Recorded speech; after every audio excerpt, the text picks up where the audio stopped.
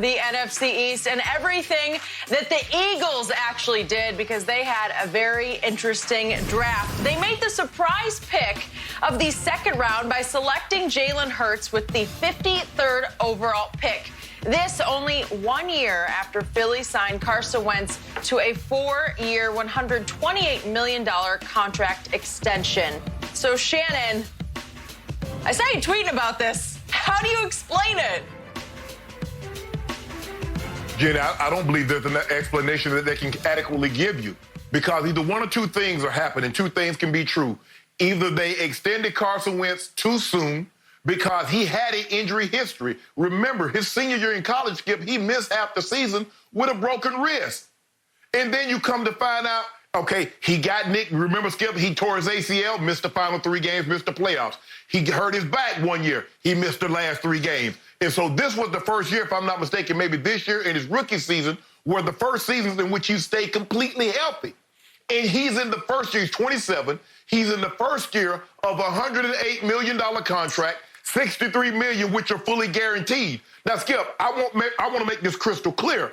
I'm not saying Jalen Hurts should not have been a second-round pick. I believe the Eagles shouldn't have selected him in the second round, because I don't get what you're trying to do. And I've heard all these theories. They're going to have a package like Taysom Hill. I don't think Taysom Hill was that high of a draft pick, Skip. If you get a guy in the 5th or the 6th round and you want to use some gadgets, okay. But to spend a second-round draft pick, you don't spend that kind of draft capital on a guy and say, yeah, he's going to be a gadget guy. You're expecting him to play. And so it's almost, Skip, that you're betting that, nah, we don't believe he's going to stay healthy. But because you've invested so much money in Carson Wentz, you know what, Skip? That'll be $30, $40 million of dead cap. I just don't see it. It doesn't make sense to me. I believe they could have gone out and got another wide receiver or gotten a player that could have helped them this year, not down the future. Everybody's preparing for a rainy day, Well, you know, I'm going to have this storage, but you're starving right now. What good is food 5, 6 years from now if you're starving right now? I get it. They did address, Skip, hopefully D-Jack comes back. They drafted a wide receiver. Okay, I get that. But I believe there are better needs, what they needed as a team, than a backup quarterback.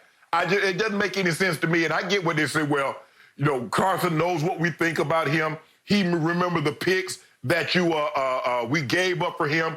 We gave him a long-term contract. That doesn't mean anything. A 15-carat diamond ring does not mean anything to a female if her husband is having an affair. That's all I'm going to say, Skip Bayless. All the money that you spent, all the draft capital that you gave to give up means nothing if you do what they did. And that's my point. Okay. Quick point of order. Taysom Hill was an undrafted free agent signed by the Green Bay Packers and then cut after training camp. That's the difference in this situation and that situation. The Saints just picked him up off the waiver wire and said, well, let's give this guy a shot because he is 6'3", 230, and he did run a 4.4 at his pro day. He didn't even go to the combine. And he did have a vertical of 38.5 inches, which would have topped all the quarterbacks at the combine in 2017. So Taysom Hill came out of the blue for the New Orleans Saints. And I'll tell you what, Jalen Hurts came out of the blue going to Philadelphia in the second round for me. Now, to my overall takeaway, this made me sick on 2 levels. Number one, I have told you from the start, I love Jalen Hurts. Unfortunately, on another level, I hate the Philadelphia Eagles. I have hated them since I was 10 years old, and my mother somehow brought me this pennant from a game that she went to, an exhibition game, a preseason game at the University of Oklahoma featuring the Philadelphia Eagles, who were just on a barnstorming mission at that point back in my childhood, trying to put the NFL on the map. And she brought me a green pennant and wanted to put it up on my wall. And I was like, no, I don't like it. I don't like the Eagles, and I despise the fact that a quarterback I love in Jalen Hurts is now an Eagle.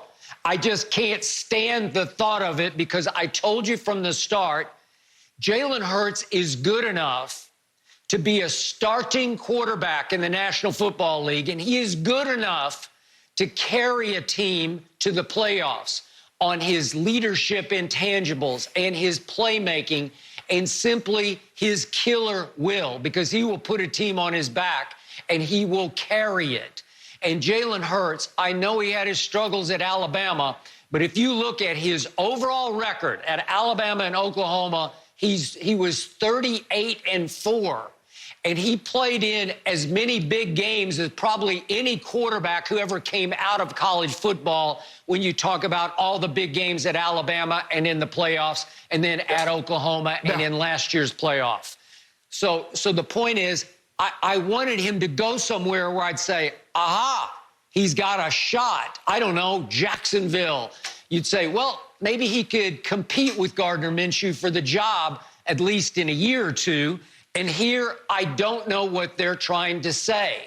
I don't get the message, because the best case scenario I can see off the top is he would be a Taysom Hill. He would be a gadget guy. He would be a, as they used to call Cordell Stewart in his first couple of years with the Pittsburgh Steelers, a slash, as in receiver slash running back slash whatever else you want to call him, but you don't even put a quarterback on the end of the slashes. So maybe there's a package. Right. Maybe it's Dougie P, as you call him, Dougie Prediction, as I call him, fearless, who can sometimes be fearful. Maybe he's saying, well, I'm the new offensive coordinator, because remember, they thought about hiring Josh McCown, who was their quarterback last year, their backup quarterback, and had to play the playoff game because Carson Wentz got a concussion early in that game.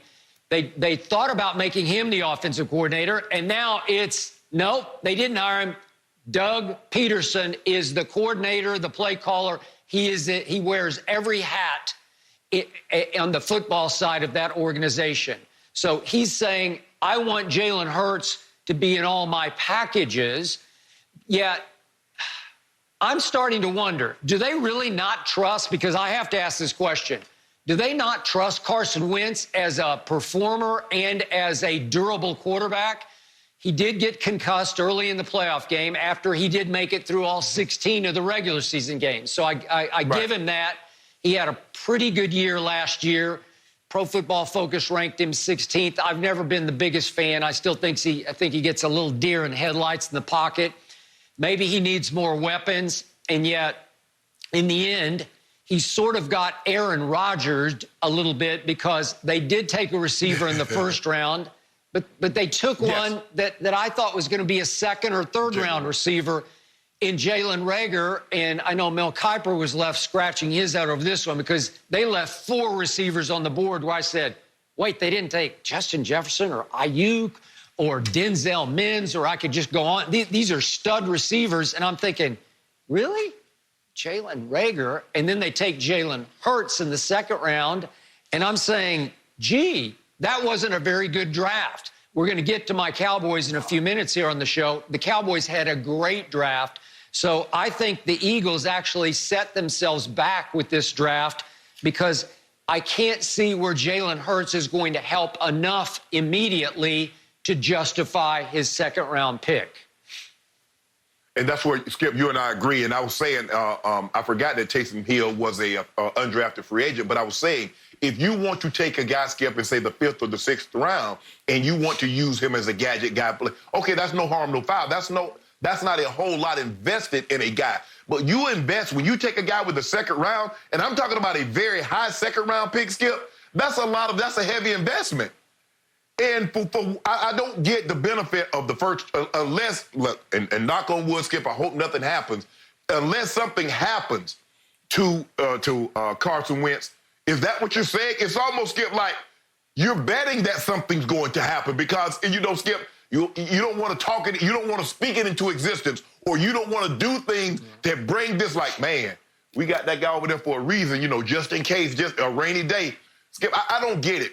He's going into the first year of a $108 million contract. He's 27. You invested $63 million.